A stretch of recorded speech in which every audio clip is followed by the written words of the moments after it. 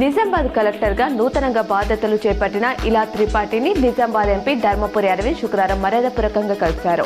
కలెక్టరేట్లో జరిగిన ఈ భేటీలో జిల్లాలోని పలు అభివృద్ధి కార్యక్రమాలు, పెండింగ్ పనులపై వారు చర్చించారు. నూతన కలెక్టర్ కు ఎంపీ శుభాకాంక్షలు తెలిపారు. నిజామాబాద్ జిల్లా కేంద్రంలోని సిపి కార్యాలయంలో Nizamabad commissioner of police Sai చైతన్యను ఎంపీ అరవింద్ మర్యాదపూర్వకంగా కలిశారు. జిల్లాలో శాంతి భద్రతలపై చర్చించారు.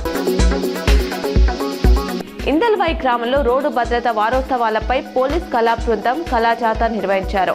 ఎస్ఐ సందీప్ పాల్గొన్నారు.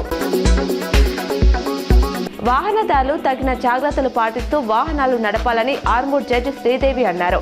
జాతీయ రోడ్డు భద్రత మాసోత్సవాల్లో భాగంగా ఆర్మూర్ పట్టణంలోని కోర్టు నుండి అంబేద్కర్ చౌరస్తా వరకు ఎంవీఐ పోలీస్ ట్రాఫిక్ శాఖల ఆధ్వర్యంలో అవగాహన ర్యాలీ చేపట్టారు.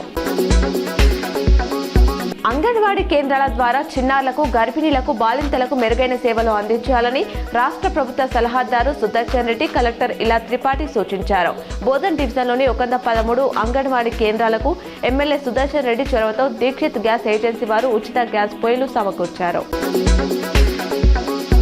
వాహనాలను నిర్లక్ష్యంగా డ్రైవ్ చేసే వారి లైసెన్స్లను రవాణా శాఖ 6 నెలల పాటు రద్దు చేస్తుంది. 2025లో 16,000కు పైగా లైసెన్సులు రద్దయ్యాయి. Drunk and drive, rash, wrong route లో వెళ్తే పోలీసులు కేసు నమోదు చేస్తారు. రవాణా శాఖ నోటీసులు ఇస్తుంది. వాహనదారుడు వివరణ సంతృప్తికరంగా లేకపోతే లైసెన్స్ను రద్దు చేస్తుంది.